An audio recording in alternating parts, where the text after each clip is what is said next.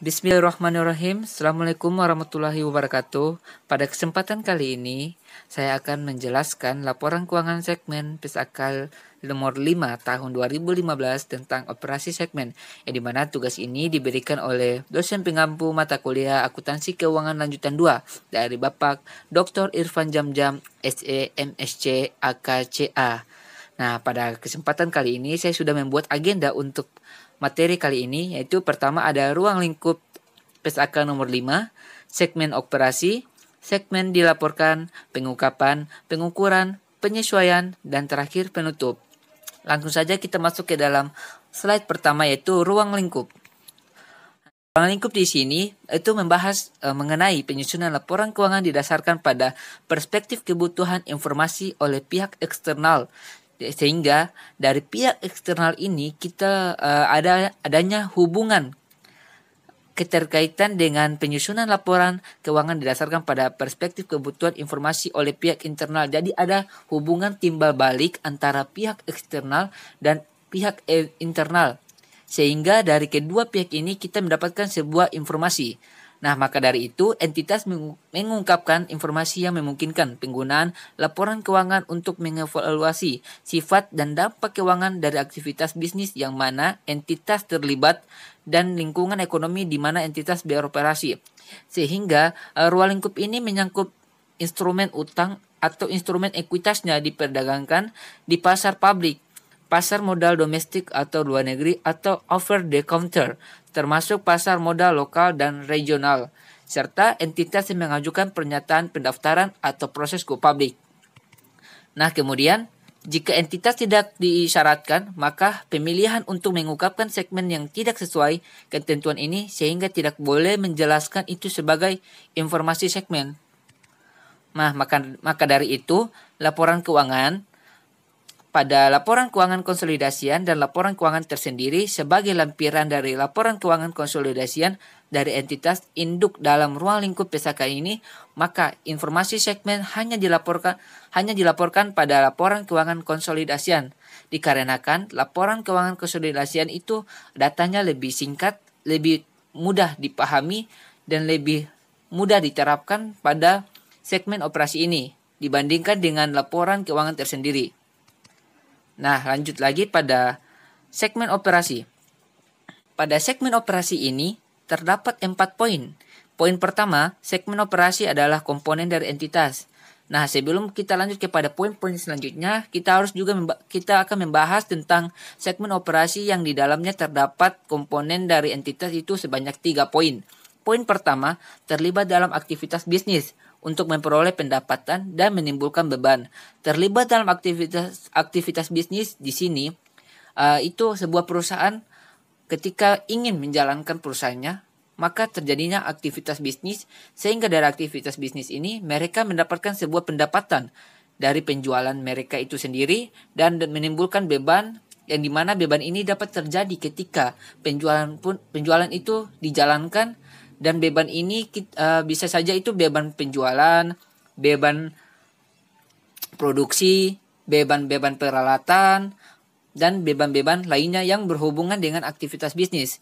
Kemudian hasil operasinya dikaji ulang secara reguler oleh pengambil keputusan operasional untuk alokasi sumber daya dan menilai kinerja. Nah, pada hasil operasinya dikaji ulang supaya perusahaan dapat menilai kembali apa saja yang harus dipertimbangkan lagi untuk kedepannya terhadap perusahaan yang mereka jalankan, serta tersedianya informasi keuangan yang dapat dipisahkan. Nah, tersedia informasi keuangan di sini, kita harus memisahkan di mana informasi keuangan yang berhubungan dengan dalam perusahaan atau internal perusahaan, maupun mana yang berhubungan dengan eksternal perusahaan. Nah, itu kita harus pisahkan, tidak boleh digabungkan. Kemudian pada poin selanjutnya, poin 2, pengambilan keputusan operasional merupakan fungsi, bukan struktural. Nah, istilah pengambil keputusan operasional mengidentifikasi suatu fungsi, tidak perlu seorang manajer dengan jabatan spesifik. Fungsi tersebut adalah mengalokasikan sumber daya dan menilai kinerja segmen operasi entitas. Seringkali pengambilan keputusan operasional ini Entitas itu adalah Chief Executive Officer atau Chief Operating Officer, tetapi sebagai contoh bisa Direktur Eksekutif kelompok usaha atau lainnya. Nah, jika menggunakan lebih dari satu format informasi segmen, maka faktor lain dipertimbangkan untuk satu format informasi. Nah, ini mengacu pada jika pengambilan keputusan operasional menggunakan lebih dari satu bentuk informasi segmen, maka faktor lain dapat mengidentifikasi suatu bentuk komponen tunggal sebagai segmen operasi, termasuk sifat aktivitas bisnis dari setiap komponen, keberadaan manajer yang bertanggung jawab atas hal tersebut, dan informasi yang disajikan kepada dewan direksi. Nah, pada poin keempat ini, struktur matriks mana yang penting bagi pengambil keputusan operasional. Segmen operasi memiliki seorang manajer segmen yang bertanggung jawab secara langsung pada dan memelihara hubungan secara reguler dengan pengambil keputusan operasional untuk mendiskusikan aktivitas operasi, hasil keuangan, perakiraan, atau rencana atas segmen tersebut.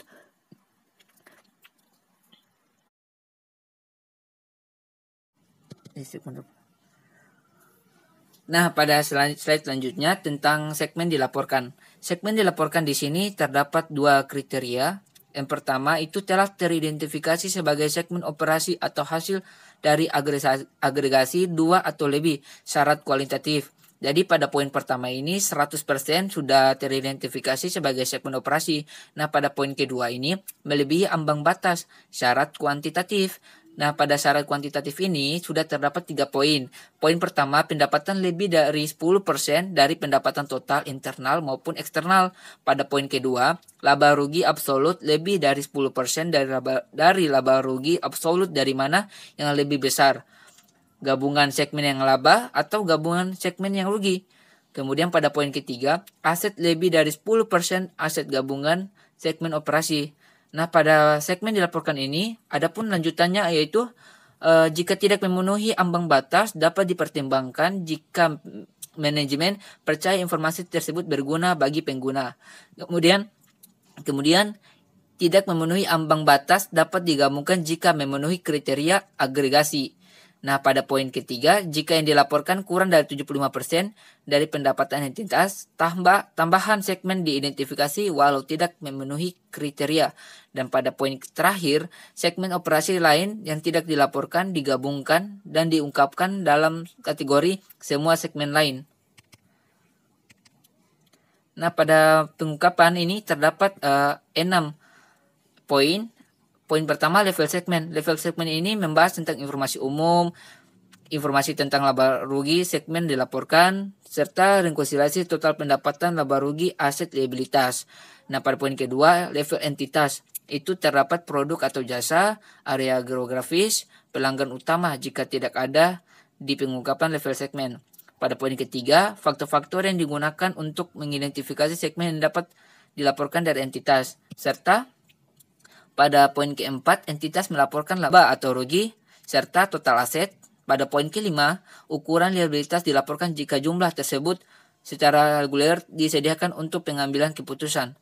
Serta pada poin keenam, penyajian hal-hal berikut jika dikaji atau disediakan oleh pengambil keputusan itu sudah sesuai atau belum. Kemudian kita masuk ke dalam pengukuran. Pengukuran di sini, jumlah setiap unsur segmen dilaporkan merupakan ukuran yang dilaporkan kepada pengambil keputusan operasional untuk tujuan pengambilan keputusan untuk mengalokasikan sumber daya kepada segmen dan menilai kinerjanya. Serta jika pengambilan keputusan operasional hanya menggunakan satu ukuran atau laba rugi, aset atau liabilitas segmen operasi dalam menilai kinerja dan memutuskan bagaimana alokasi sumber daya, maka laba rugi aset dan liabilitas segmen dilaporkan atas ukuran tersebut. Jadi laba rugi, aset, dan liabilitas ini dia mengikuti keputusan operasional yang diberikan oleh manajer itu sendiri ketika menjalankan sebuah aktivitas bisnis.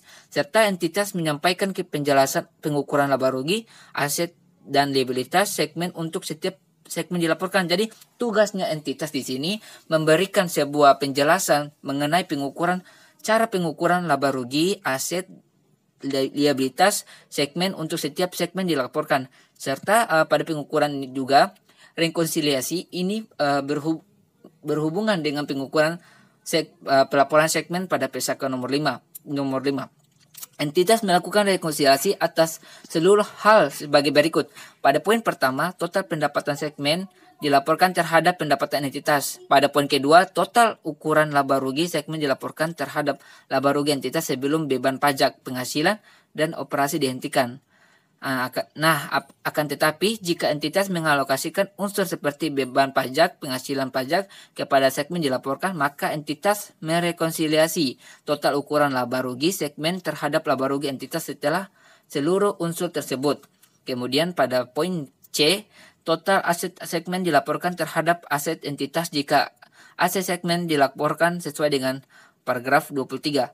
Dan pada poin D, total liabilitas segmen dilaporkan terhadap liabilitas entitas jika liabilitas segmen yang dilaporkan sesuai dengan paragraf 23. Pada poin terakhir, total jumlah dalam segmen dilaporkan untuk setiap informasi unsur material yang diungkapkan terhadap jumlah terkait dalam entitas. Nah, kita masuk ke dalam penyesuaian, di mana PSAK 5 ini penyesuaian dalam informasi umum.